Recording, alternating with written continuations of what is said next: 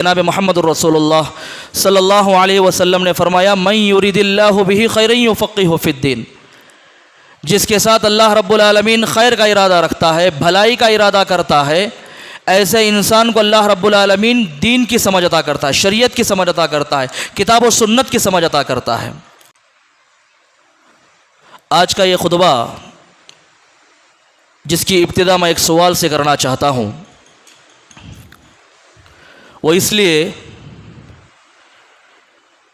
क्योंकि शरीयत का, किताब और सुन्नत का समझना ये उसी इंसान को मुयस्सर आता है जिसके बारे में अल्लाह रब्बुल आलमीन खैर का इरादा रखता है।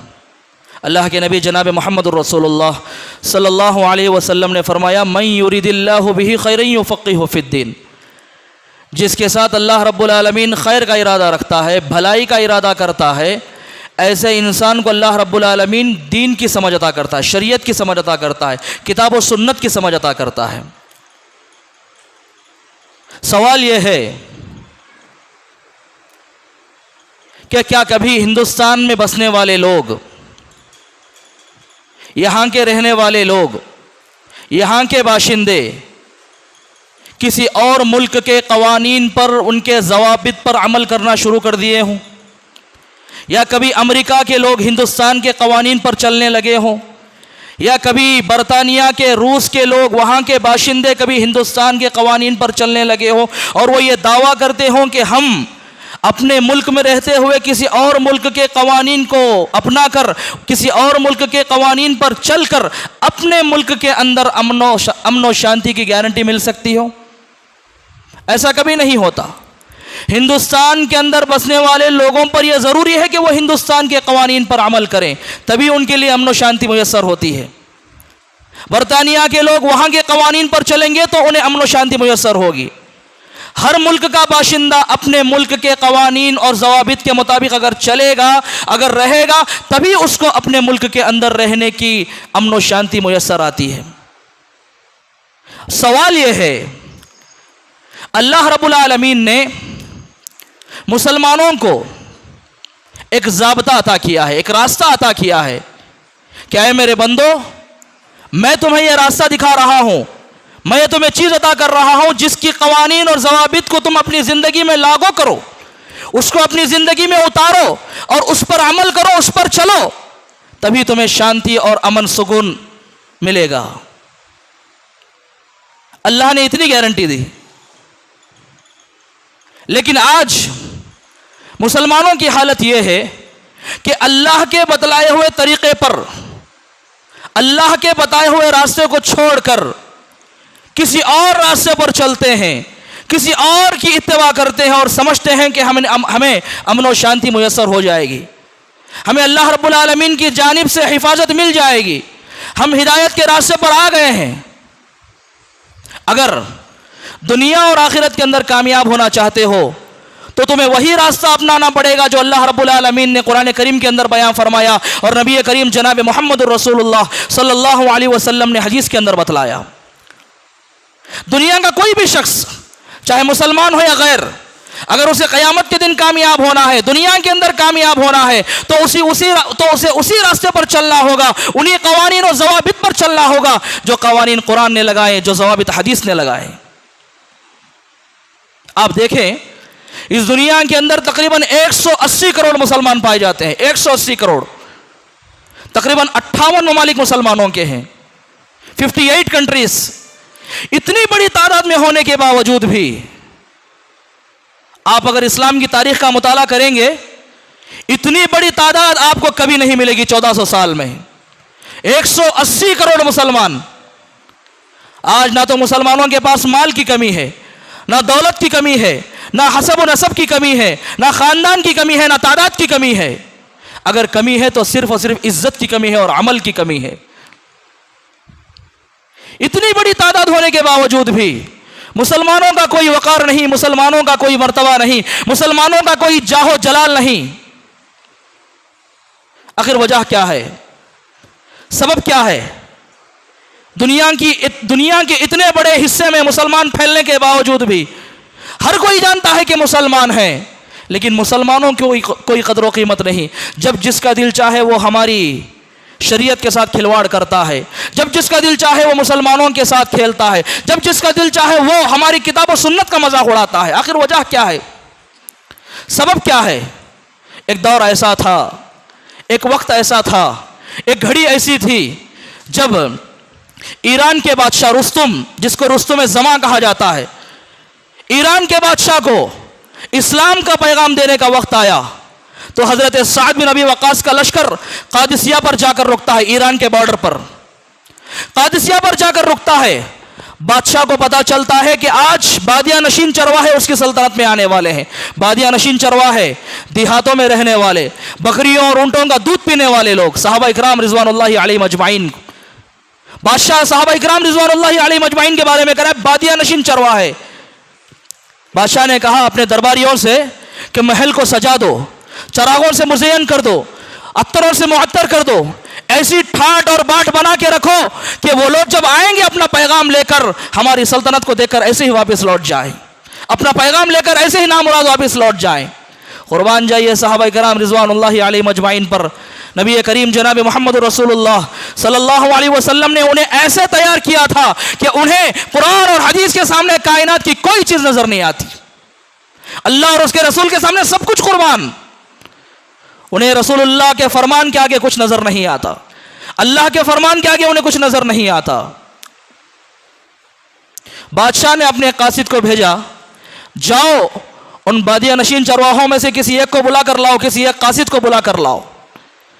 हजरत साद बिन अबी वक्कास रजी अल्लाह ताला अन्हु ने रबीई बिन आमिर रजी अल्लाह ताला अन्हु, एक गरीब सहाबी, उनको मुंतखब किया और कासिद बनाकर भेजा। रबीई बिन आमिर की क्या हालत है, फटे पुराने कपड़े, जगह जगह पर पैबंद लगे हुए, लेकिन जिस्म तलवार से लेस, असलहे से लेस, तीरों से लेस, घोड़े पर सवार होकर आते हैं बादशाह के दरबार को। और बादशाह के दरबार को देखते हैं कि चरागों से मुज़य्यन किया गया है, खुशबू से मुअत्तर किया गया है, बड़ी बड़ी महंगी कालीनें बिछाई गई हैं। हजरत रबीई बिन आमिर ने देखा नहीं उन चीज़ों को, अपने घोड़े से उतरते हैं और अपने नेज़े को लेकर उसके कालीन को जगह जगह पर फाड़ते हुए बादशाह के सामने पहुंचते हैं। बादशाह ने देखा यह मामला बड़ा अजीब है, इसको क्या हो गया है, इसका रवैया बड़ा अजीब है। बादशाह ने कहा कि रोको इसको, रोको इसको। रबीई बिन आमिर रजी अल्लाह ताला उन्होंने कहा, जिन्ना लिनुखरिजल इबाद मिन इबादतिल इबादी इला इबादतिल्लाहि वहदा। ऐ बादशाह सुन ले, मुझे तेरी सल्तनत से कोई लेना देना नहीं, मुझे तेरी बादशाहत से कोई लेना देना नहीं, मुझे तेरे माल से, तेरी औलाद से, तेरी सल्तनत से मुझे कोई लेना देना नहीं। मैं यहाँ आया हूँ ताकि अल्लाह रब्बुल आलमीन के बंदों को अल्लाह की मखलूक की इबादत से निकाल कर एक अल्लाह रब्बुल आलमीन की इबादत की तरफ ले जाऊँ और नबी करीम जनाब मोहम्मद रसूलुल्लाह सल्लल्लाहु अलैहि वसल्लम के इस्लाम का झंडा तेरी ज़मीन पर गाड़ूँ। मैं इसलिए यहाँ आया हूँ, मुझे तेरी सल्तनत से कोई लेना देना नहीं। ज़रा गौर करें, पूरी सल्तनत है वहाँ पर, बादशाह का पूरा दरबार लगा हुआ है, बड़े बड़े जल्लाद वहां पर बैठे हुए हैं। एक सहाबी, वो भी गरीब सहाबी रबीई बिन आमिर कासिद बनकर आते हैं और ऐसा जाहो जलाल, ऐसा रुतबा, ऐसा मकाम, पूरी सल्तनत मिलकर उन्हें रोक नहीं सकी अल्लाह रब्बुल आलमीन के पैगाम को पहुंचाने से। बबांग दहल उन्होंने ऐलान कर दिया कि मैं अल्लाह रब्बुल आलमीन के पैगाम को लेकर तेरे पास आया हूँ, मुझे तेरी सल्तनत से कोई लेना देना नहीं। इसीलिए शायर मशरिक़ अल्लामा इक़बाल ने कहा था, ऐ वारिसे ला इलाह बाकी नहीं है तुझमें, गुफ्तार दिल बराना किरदार काहिराना, तेरी निगाह से मुस्लिम दिल सीने में कांपते थे, खो गया है तेरा जज्बा मुस्लिमाना। आज मुसलमानों का क्या हो गया है, मुसलमान अमल में पीछे, मुसलमान इल्म में पीछे। वो कौम जो कभी सितारों की बुलंदी पे हुआ करती थी, वो कौम जिससे दुनिया सारी कांपती थी, डरती थी, जिसके जाहो जलाल से, जिसके इल्म से, जिसके फहम से, जिसकी ताकत से, जिसकी शुजाअत से, जिसकी बहादुरी से, जिसके भरोसे से सारी दुनिया कांपती थी, आज सारी दुनिया उसे कुछ नहीं मानती।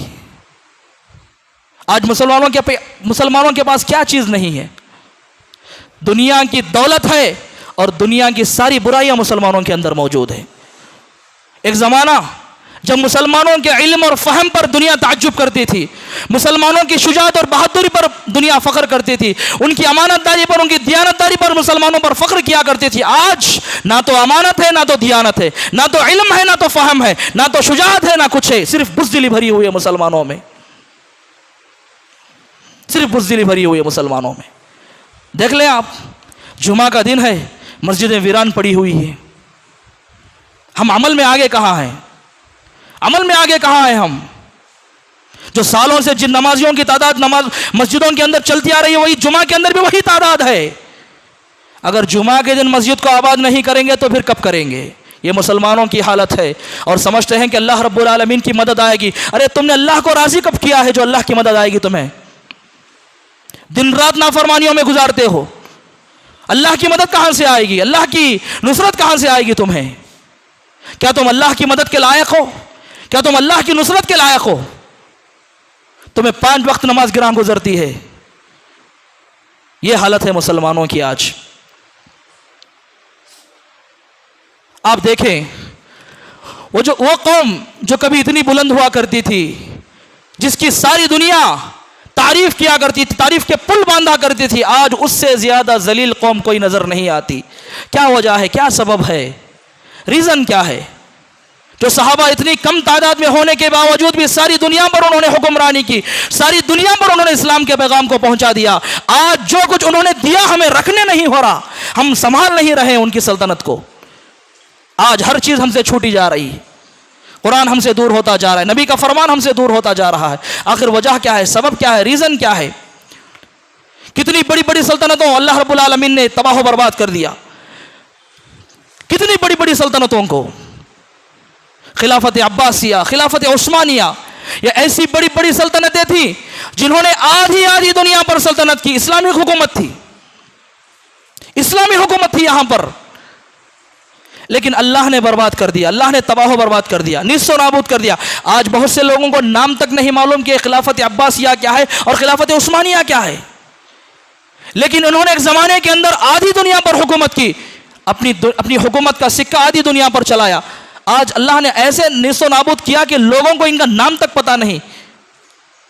और सहाबा जो कम थे, ऐसी कुर्बानियां पेश की अल्लाह और उसके रसूल सल्लल्लाहु अलैहि वसल्लम के लिए कि रहती दुनिया तक के लिए अल्लाह रब्बुल आलमीन ने उनकी सीरतों को नमूना बना दिया। क़यामत तक उनका नाम इस दुनिया के अंदर बाकी रहा। सहाबा ने ऐसा कौन सा काम कर दिया? उसके बाद के आने वाले लोगों ने सहाबा इकराम से ज्यादा दुनिया को फतह किया, लेकिन अल्लाह ने निस्तो नाबूद कर दिया, उनका नाम बाकी न रहा। वजह क्या है? सबब क्या है? अल्लाह रब्बुल आलमीन ने फरमाया कुरान करीम के अंदर, अल्लाह का एक उसूल है, अल्लाह का एक कानून है, वला तहसबन्नल्लाह गाफिलन अम्मा यअमलु ज़ालिमून, कि लोगों ये ना समझो कि अल्लाह रब्बुल आलमीन तुम्हारे जुल्म से गाफिल है। इन्नमा युअख्खिरुहुम लियौमिन तशख़सु फ़ीहिल अबसार, अल्लाह रब्बुल आलमीन की निगाह तुम्हें बराबर देख रही है।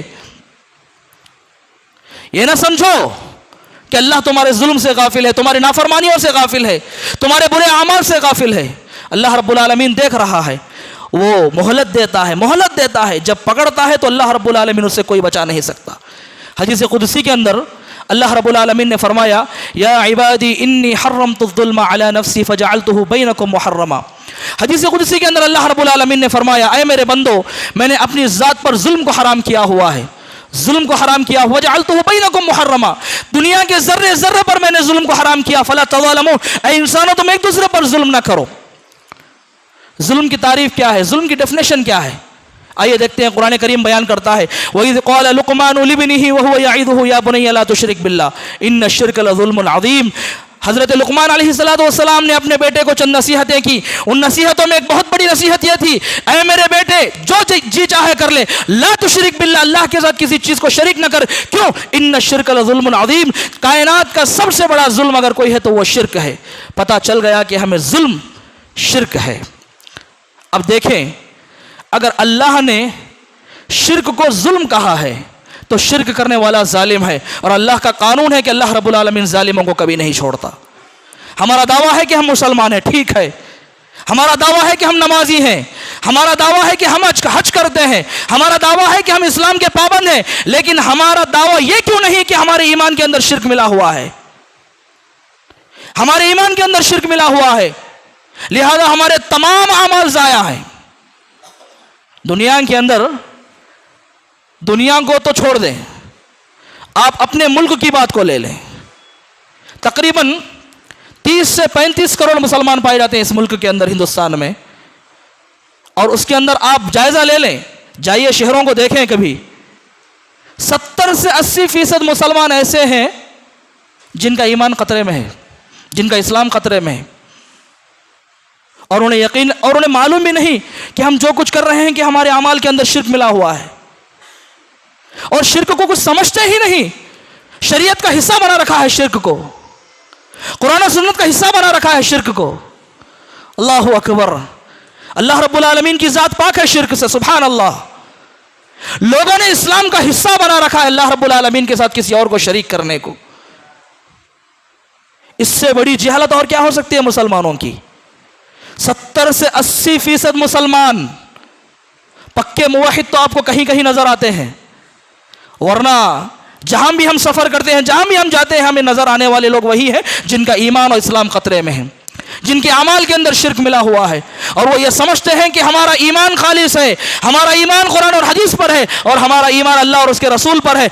अमल है, ईमान है, ठीक है, लेकिन आपके अमाल के अंदर जो शिर्क मिला हुआ है, क्या आपको उसकी खबर नहीं? तौहीद और शिर्क का मसला बड़ा हसास मसला है।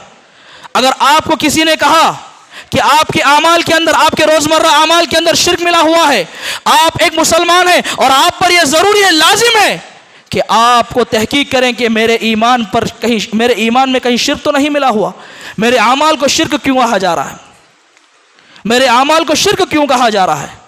हमें जानना पड़ेगा, पूछने वालों से समझना पड़ेगा, ये जानकर अमल कर कर सारी दुनिया के माबूदाने बातिला को छोड़कर ये अल्लाह रब्बुल आलमीन की तरफ हमें मुतवज्जे होना है। ये हज़रत इब्राहीम अलैहिस्सलाम की सीरत, सूरह अनाम में अल्लाह रब्बुल आलमीन ने सूरह इब्राहीम अलैहिस्सलाम का तज़किरा किया कि हज़रत इब्राहीम अलैहिस्सलाम वो नबी हैं जिन्होंने सारी दुनिया के खुदाओं को, सारी दुनिया की चीज़ों से बेरग़बती इख्तियार कर ली और ये एक अल्लाह रब्बुल आलमीन की तरफ मुतवज्जे हो गई। मुसलमान, ज़रूरत है आज मुसलमानों की कि वो अपने ईमान का जायज़ा लें कि कहीं हमारे ईमान में, हमारे इस्लाम में शिर्क तो नहीं मिला हुआ। अल्लाह ने सूरह अनाम के अंदर 18 अंबिया अलैहिस्सलाम का तज़किरा किया और आखिर में अल्लाह ने कहा वलो अशरकू लहबित अन्हुम मा कानू यामलून। इस दुनिया की सबसे पाक हस्ती अंबिया अलैहिस्सलाम की, और अल्लाह ने उन्हें ये धमकी दी, ये चेतावनी दी, अगर तुमसे भी शिर्क सरजद हो जाता मैं तुम्हारे तमाम अमाल ज़ाया कर देता और तुम्हारी नबूवतों को छीन लेता। हम क्या हैं, हमारी औकात क्या है, हमारी बिसात क्या है? हमारी पूरी ज़िंदगी नाफरमानियों में, शिर्क में मुलविस हो जाती।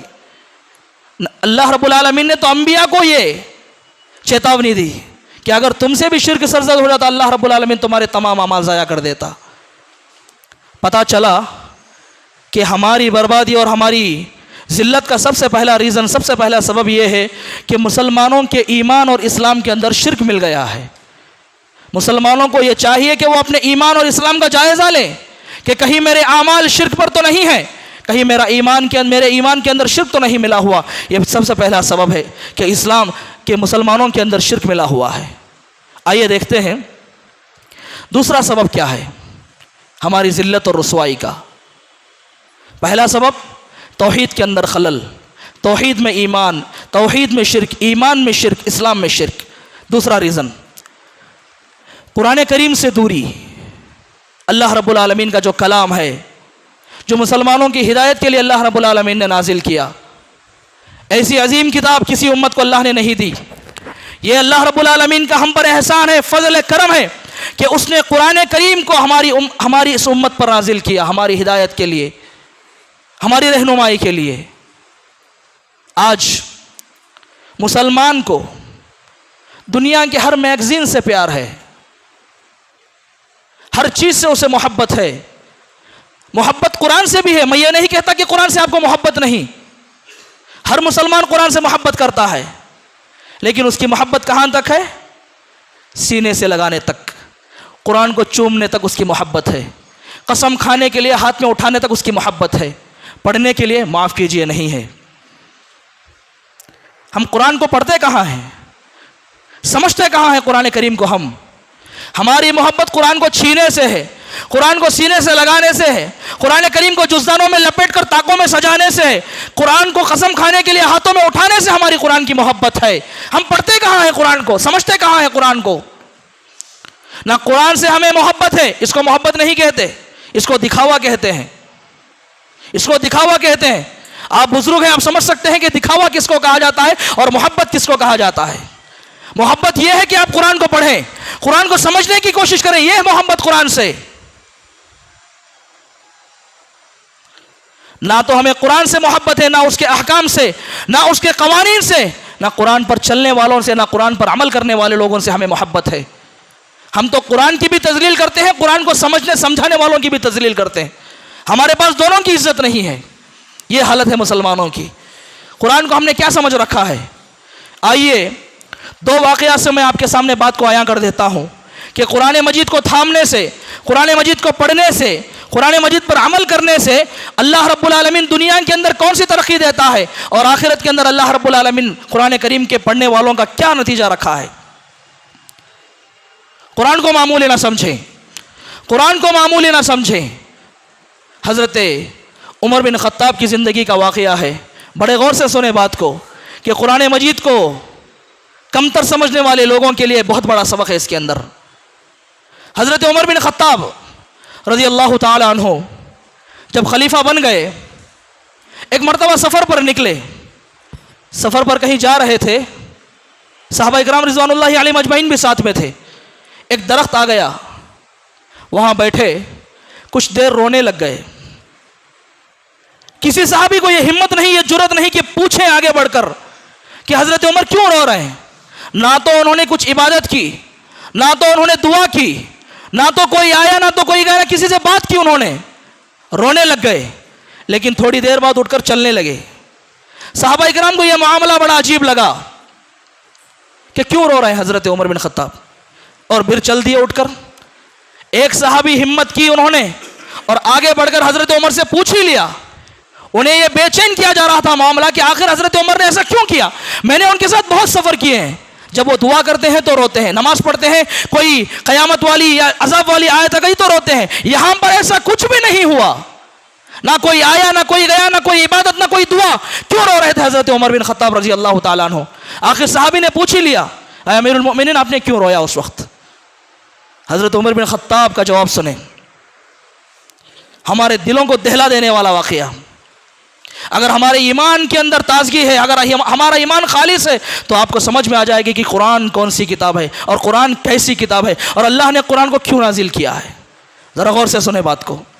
हज़रत उमर बिन ख़त्ताब ने उस सहाबी को जवाब दिया, ऐ मेरे दोस्त, ऐ मेरे सहाबी, तो सुन ले, तूने अगर पूछ लिया है तो मैं तुझे बता दूँ। मैं जब छोटा था, 12 बरस, 13 बरस, 14 बरस का, अपने वालिद ख़त्ताब के साथ यहाँ आकर बकरियाँ चराता था। उमर बिन ख़त्ताब जो उनके वालिद थे, अपने वालिद ख़त्ताब के साथ मैं यहाँ आकर बकरियाँ चराया करता था। मेरे वालिद मुझे चंद बकरियों को देकर ये कहते थे कि अरे उमर तू इन बकरियों को चरा, और मैं सारी बकरियों को लेकर तुझसे दूर जाकर मैं चरा के आता हूँ। और जब हज़रत उमर बिन ख़त्ताब के वालिद ख़त्ताब जब उनकी आंखों से दूर हो जाते तो हज़रत उमर बिन ख़त्ताब उस दरख्त के पास बैठकर सो जाते थे। चंद बकरियों को चराकर, थोड़ी देर चराकर वहाँ बैठकर आराम करते थे।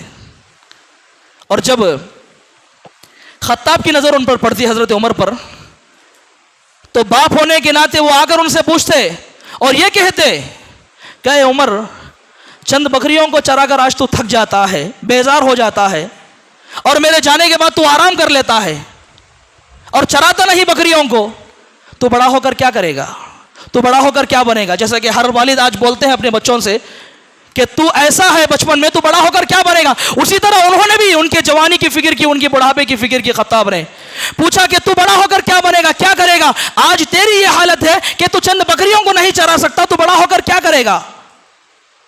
हज़रत उमर बिन ख़त्ताब की आंखों से फिर से आंसू जारी हो गए, फिर रोने लगे ज़ारो खितार, कहने लगे आज अल्लाह रब्बुल आलमीन का ये फजल व करम है, उसने हम पर एहसान किया कि नबी कायनात जनाब मोहम्मद रसूलुल्लाह सल्लल्लाहु अलैहि वसल्लम को हमारी हिदायत के लिए भेजा, और उनके हाथ में जो कुरान करीम अल्लाह रब्बुल आलमीन ने अता की, ये कुरान मजीद का करिश्मा है कि अल्लाह रब्बुल आलमीन ने जिस उमर को बचपन में चंद बकरियां चराने की हिम्मत और ताकत नहीं दी, आज वो उमर बिन खत्ताब इस कुरान को अपने हाथ में रखकर आधी दुनिया पर वो हुकूमत कर रहा है। सुभान अल्लाह, कितनी बड़ी बात है।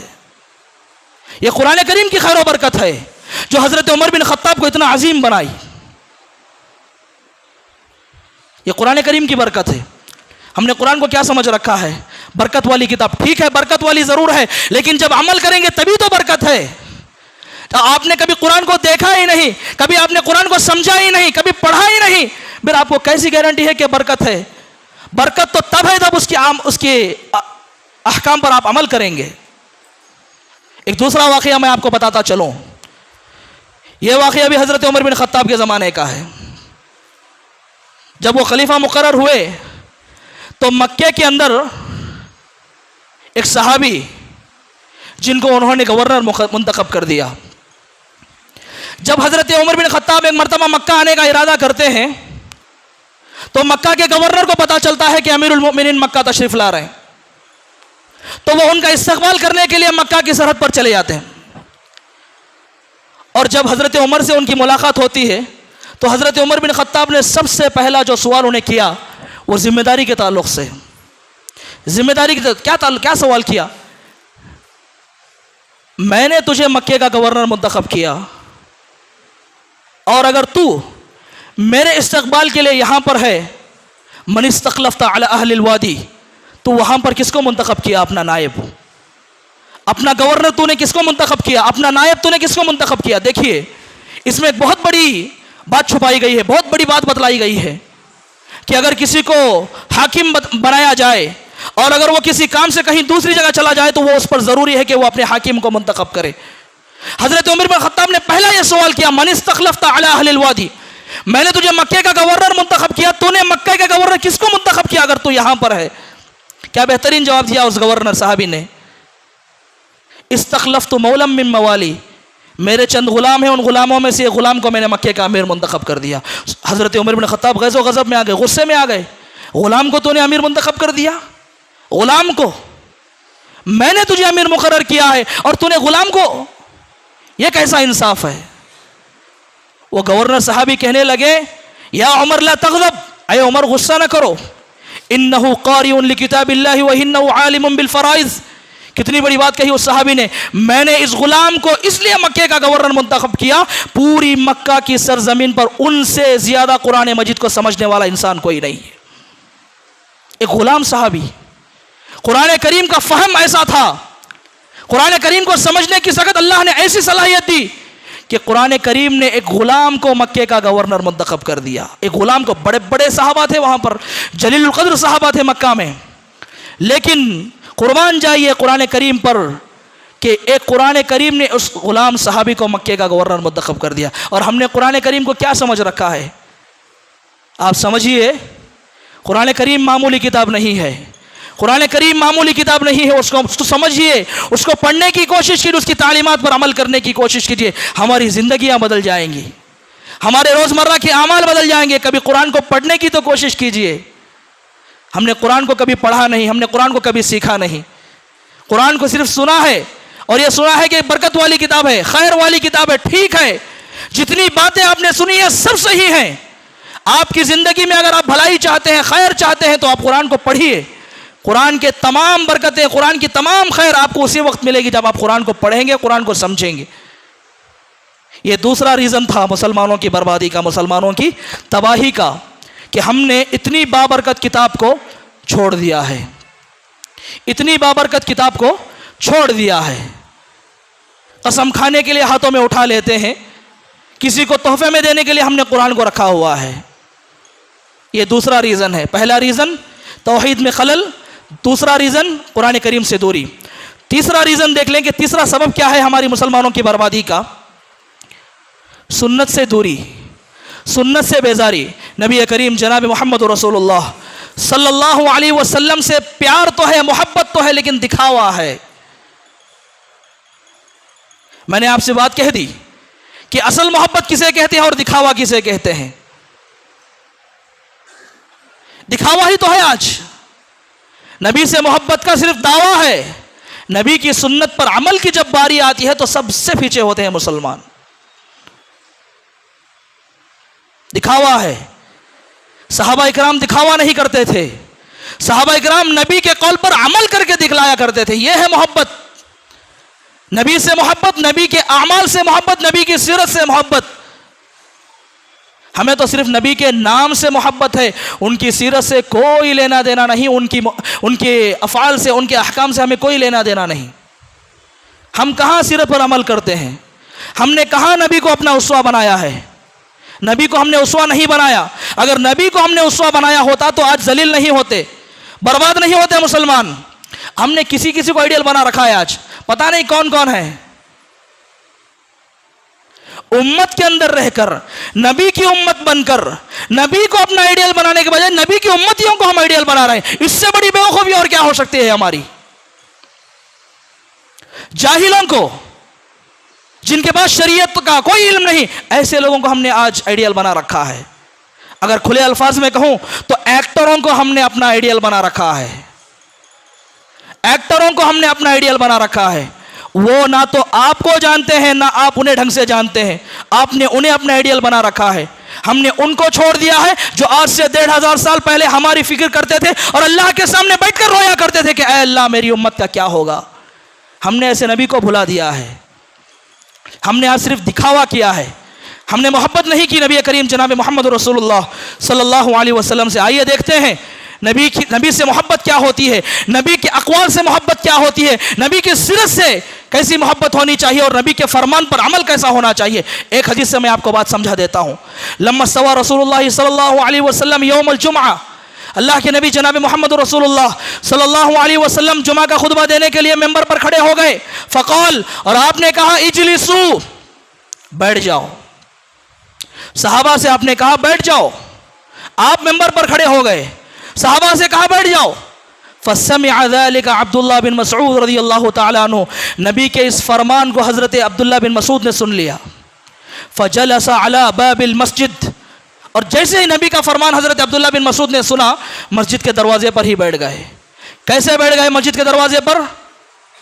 हदीस की तशरीह से पता चलता है कि हज़रत अब्दुल्लाह बिन मसऊद का एक कदम मस्जिद के अंदर था, दूसरा कदम मस्जिद के बाहर था, ऐसा।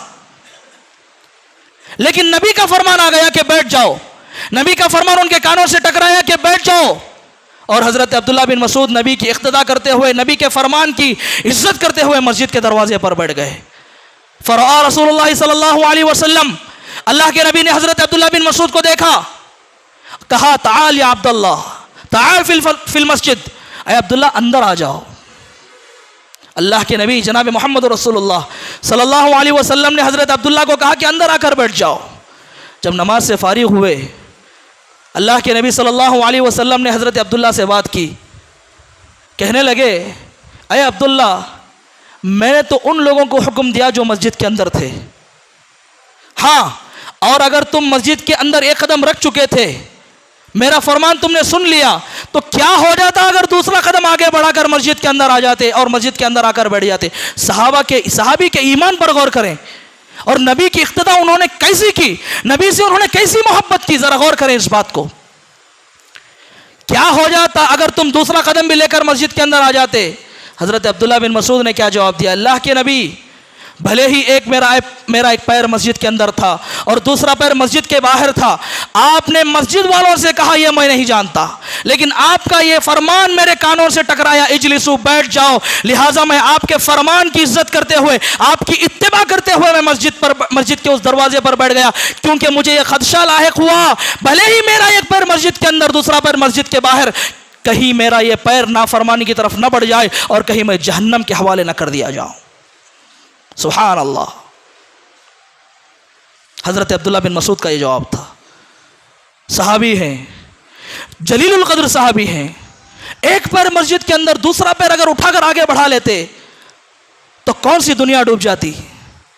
लेकिन ईमान, नबी के फरमान पर उनकी इतना अमल उनका, और आज हमने कितनी सुन्नतों का जनाजा निकाल रखा है, हम कह भी नहीं सकते और समझ भी नहीं सकते। कितनी सुन्नतों का आप गौर कर लें। समाज में हमारे पास नबी से मोहब्बत का सिर्फ दिखावा है। मैं बार बार कह रहा हूं, सिर्फ दिखावा है हमारे पास। हम नबी से मोहब्बत नहीं करते। अगर मोहब्बत करने वाले होते तो हम नबी को अपना आइडियल, अपना उसवा बनाते। हमने किसी और को अपना उसवा बनाया है। तो तुमने नबी की उम्मती होने का क्या हक अदा किया है? क्या हक अदा किया तुमने नबी की उम्मती होने का? तुम्हारे अंदर कोई अमानतदारी, कोई दियानतदारी नहीं है। तुम तो अल्लाह के भी बेवफा हो और अल्लाह के रसूल के भी बेवफा हो, और ये समझते हैं कि अल्लाह रब्बुल आलमीन की नुसरत हमें आएगी, अल्लाह रब्बुल आलमीन की मदद हमें आएगी। ना तो हम अल्लाह के हुए, ना रसूल के हुए। इस दुनिया के अंदर जीते हुए 40 साल की ज़िंदगी है, 50 साल की ज़िंदगी है, 60 साल, 70 साल, और अगर कोई किसी को अल्लाह का फजल मिल गया तो 100 साल तक जी जाएगा। लेकिन एक 50 साल, 100 साल की ज़िंदगी के चक्कर में हम जीते हैं और आगे आने वाली हमेशा की ज़िंदगी को हम खतरे में डाल रहे हैं। सोचें, ज़रा गौर करें, ज़रा कभी अकेले बैठकर अपने ज़मीर से बात करें कि क्या मैं जो कुछ कर रहा हूं, क्या मेरा अमल कुरान और सुन्नत के मुताबिक है क्या? कभी गौर करें अकेले में बैठकर। और आप अकेले में बैठकर अपने अमाल का जायजा ले रहे हैं, यह भी अल्लाह रब्बुल आलमीन का फजल है, क्योंकि अल्लाह रब्बुल आलमीन हर एक को अकेले में बैठकर अपने अमाल का जायजा लेने की तौफीक नहीं देता। हम अकेले में बैठकर क्या करते हैं यह हम खुद जानते हैं। कभी अपने गिरेबान में झांक कर देखें कि हमारे अमाल अकेले में कैसे हैं। अपने आप से रोइए, अपने अमाल पर रोइए और अल्लाह से ये तौफीक मांगे, अल्लाह जब तक हम जिंदा हैं किताब और सुन्नत का पाबंद बनाकर हमें रख दो। ये अल्लाह से दुआ करते रहिए आप, क्योंकि नजात इसी में है, कामयाबी इसी में और हिदायत भी यही है। तौहीद अगर खालिस नहीं, कुरान पर हमारा अमल नहीं और नबी से सच्ची मोहब्बत नहीं, तो हम कामयाब कहाँ से होंगे? हम दुनिया में भी ज़लील ख़ार हो जाएंगे और आखिरत में तो हमारा बेड़ा गर्क है। एक मुसलमान होने के नाते आप पर यह ज़रूरी है कि आप कुरान पर ईमान रखने के साथ साथ, कुरान से मोहब्बत करने के साथ साथ कुरान को पढ़ें, कुरान को समझें, उसकी तालीमात पर अमल करें। और आप एक उम्मती होने के नाते आप पर यह ज़रूरी है, आप पर यह फ़र्ज़ है कि आप नबी से मोहब्बत के साथ साथ नबी के अहकाम से भी मोहब्बत करें, नबी के अफ़आल से भी मोहब्बत करें, नबी के अक़वाल से भी मोहब्बत करें और उनकी सीरत पर अमल करने की कोशिश करें। इसी में कामयाबी है और इसी में नजात है।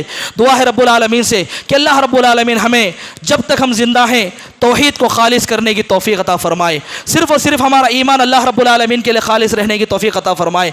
अल्लाह रब्बुल आलमीन हमारे ईमान में अगर शिर्क मिला हो, अल्लाह रब्बुल आलमीन हमें अपने ईमान का और इस्लाम का जायज़ा लेने की तौफीक अता फरमाए। अल्लाह रब्बुल आलमीन जो राह रास्त से भटक चुके हैं तो उन्हें नेक हिदायत अता फरमा, जो परेशान हाल है उनकी परेशानी को दूर अता फरमा। अल्लाह रब्बुल आलमीन जहाँ कई मुसलमान परेशान हाल हैं उनकी परेशानी को दूर फरमा दे। अल्लाह रब्बुल आलमीन जो बीमार हैं उन्हें शिफाए कामिल आजिल अता फरमा।